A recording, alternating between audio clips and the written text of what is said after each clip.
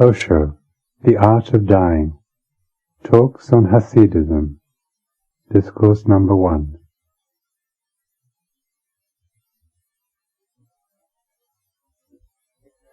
Bhagwan, when Rabbi Burnham lay dying, his wife burst into tears. He said, "What are you crying for?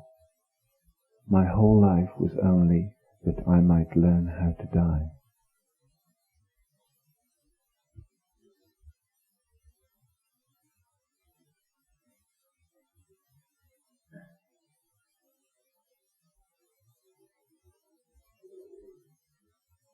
Life is in living.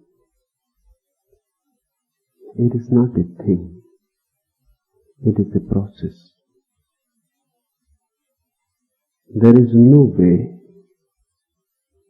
to attain to life except by living it, except being alive, flowing, streaming with it. If you are seeking the meaning of life in some dogma, in some philosophy, in some theology, that is the sure way to miss life and meaning both. A life is not somewhere waiting for you. It is happening in you.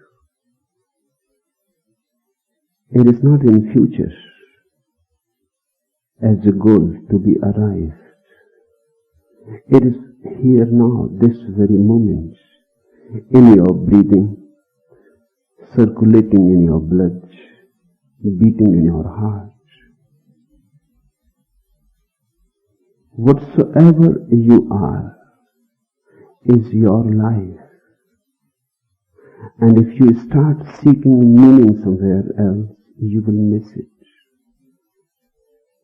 And man has done that for centuries.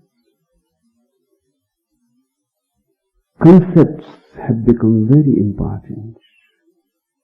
Explanations have become very important. And the real is completely forgotten. We don't look to that which is already here. We want rationalization. I have heard a very beautiful story. Some years ago, a successful American had a serious identity crisis. He sought help from psychiatrists, but nothing came of it, for there was none who could tell him the meaning of life, which is what he wanted to know. By and by he learned of a venerable and incredibly wise guru who lived in a mysterious and most inaccessible region of the Himalayas.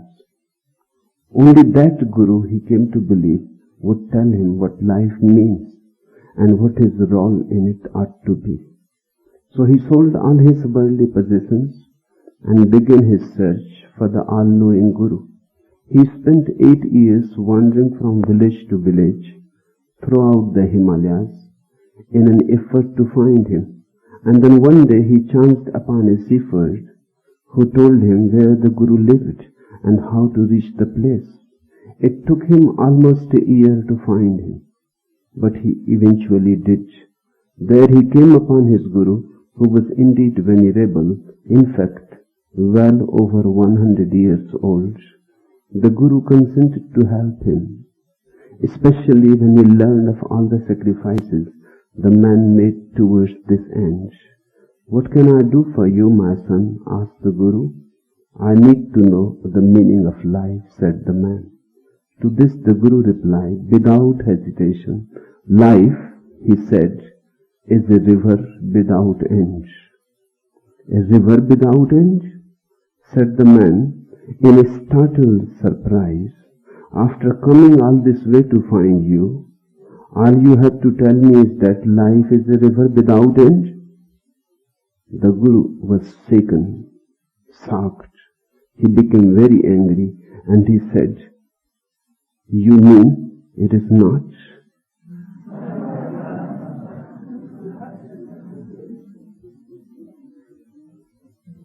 Nobody can give you the meaning of your life. It is your life. The meaning has also to be yours. Himalayas won't help. Nobody except you can come upon it.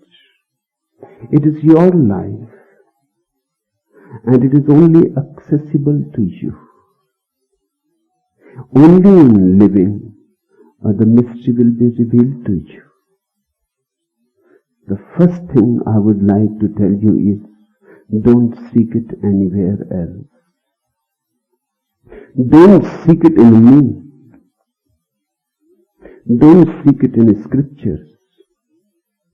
Don't seek in clever explanations. They all explain away. They don't explain. They simply stuff your empty mind.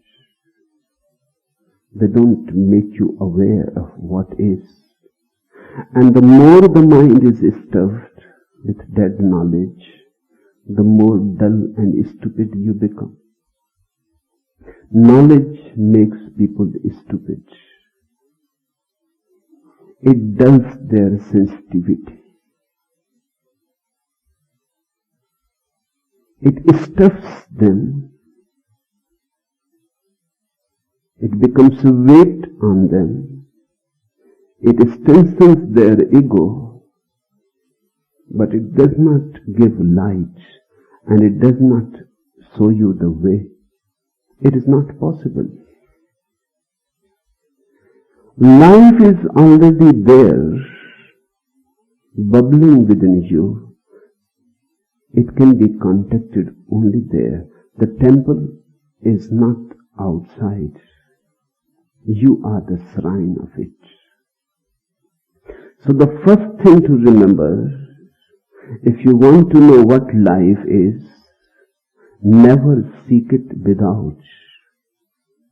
Never try to find out from somebody else. The meaning cannot be transferred that way. And the greatest masters have never said anything about life. They have always thrown you back to yourself. The second thing to remember, once you know what life is, you will know what death is. Because death is also the part of the same process.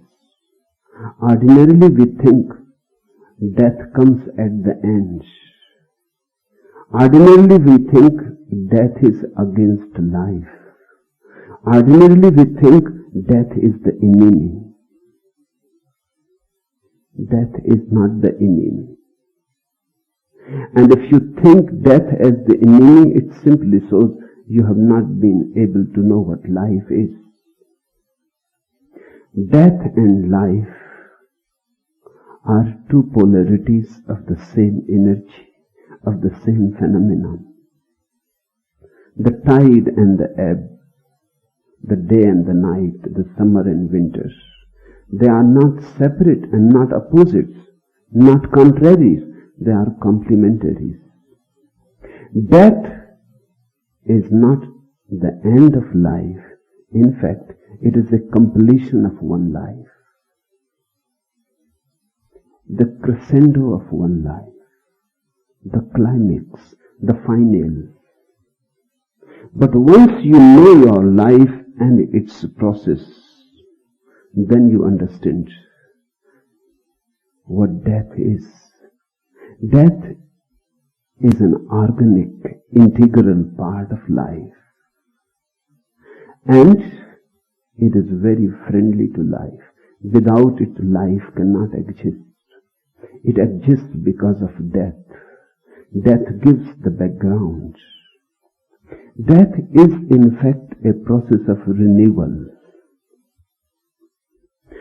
And death also happens each moment as life happens, because the renewal is needed each moment. The moment you breathe in and the moment you breathe out, both are happening.